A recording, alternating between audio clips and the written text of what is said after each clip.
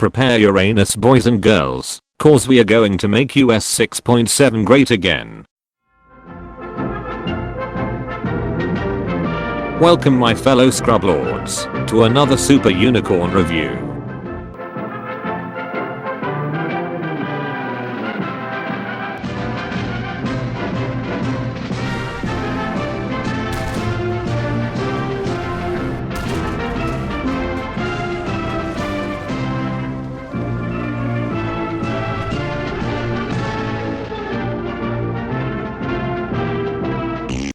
Welcome back to another super unicorn review.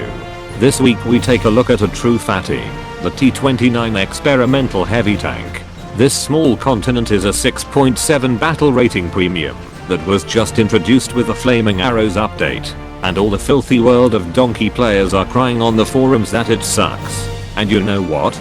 These are the same stupid people who couldn't find their own ass in the dark if they were given a fucking flashlight, a super unicorn review on how to do it, and written fucking instructions. As I mentioned before, this small country of a tank is only available to the most pay to win scrub lords in the game. As a premium it gives you a bonus to credits and research points bigger than the JP Morgan payouts that they gave to Hillary Clinton. And in order to get it, you will have to buy the T29 bundle on the Gaijin.net store. Link to it in the video description. So what do you get for sacrificing your soul to Gaiju? Let's get on with it. As for the mobility on this tank, it's pretty straightforward. No, I'm serious, straightforwards is about all it does well. Its hull and turret traverse take longer to move than the fucking Half-Life 3 development team. However, it does turn reasonably okay while you're driving, which makes getting to the fight relatively easy. On hardened terrain it can easily reach its maximum speed of 35 km/h faster than a fat woman can get through the drive-thru at McFucking-Donald's, and will run away at a very respectable 13 km/h. It also changes between its forward and reverse gears quicker than you could supersize a number 1 at McFatnolds, which ties into the armor. The frontal hull armor is 102mm thick, sloped back at 54 degrees. This effectively gives the T29 at best around 170mm of full frontal nudity, but nobody cares about the shitty hull armor. Let's get on to what Gaijube claims is the selling point on this 2-story apartment complex. The frontal gun mantlet is 203mm thick in the middle and 305mm thick on the outside. Now I can already hear the crying on the forums from all the World of Donkeys fanboys saying it's a piece of shit, and that it's missing 76mm of armor on the front of the turret. It's not.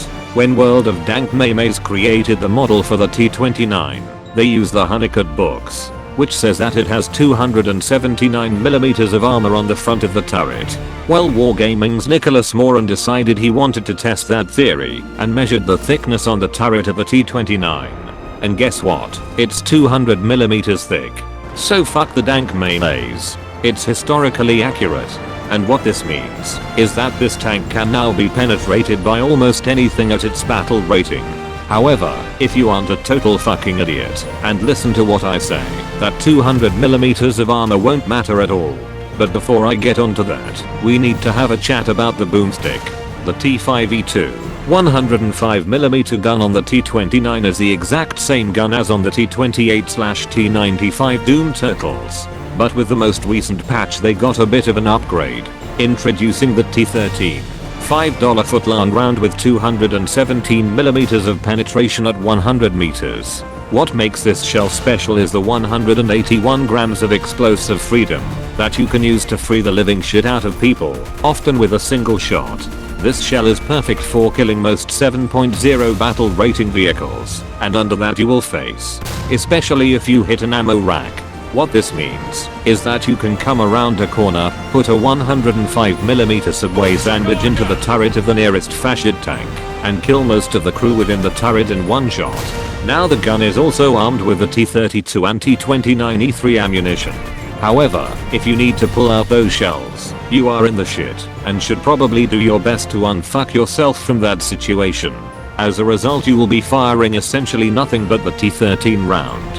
And you also shouldn't worry about bringing high explosive shells either, because the T29 is equipped with not 1, not 2, but 3 50 caliber anti-SPA faggot machine guns. it gets 2 in the turret, mounted coaxially, and a third mounted on the International Space Station of a pintle mount on top for anti-aircraft purposes.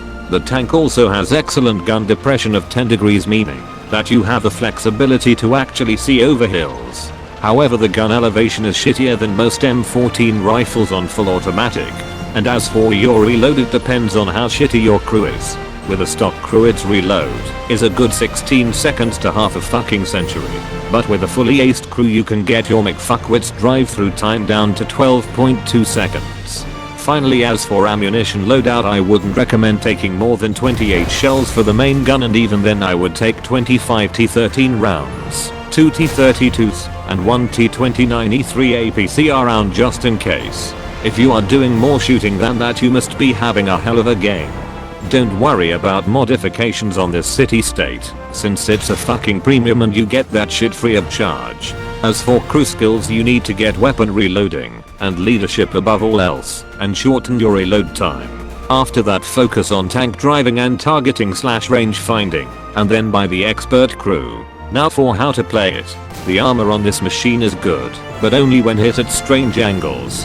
If an enemy gets a head-on shot on your dumbass, you might as well bend over and kiss your ass goodbye. So here is the simple way to play the T29. When you find an enemy, angle your hull armor about 30 degrees to the left or right and use your good forward and reverse gears to move back and forth erratically. This ensures that the enemy will never have an easy shot on your 203mm thick gun mantlet, and they will often hit the 305mm thick edges and bounce. You only stop to fire the gun, and then while reloading go back to dancing like you have never danced before. Also, if they try and attack your hull armor, it's well angled, so it won't be easy to get through that either. This tactic works best when you are hull down and facing one or more enemies right to your front.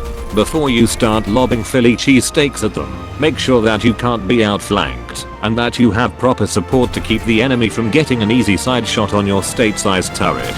So to quickly review, the T29 is a relatively quick, hard-hitting heavy tank that relies on the angling of its armor and lucky bounces to survive long slugfests. It prefers hull-down positions, where it can minimize its profile as much as possible and feasts on the tears of shitviots and fascists alike. Now you know how to play the T29, always bigger in Texas edition.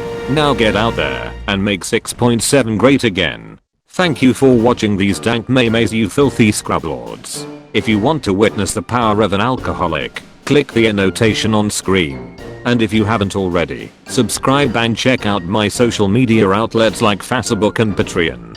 See you next time, you scrublords.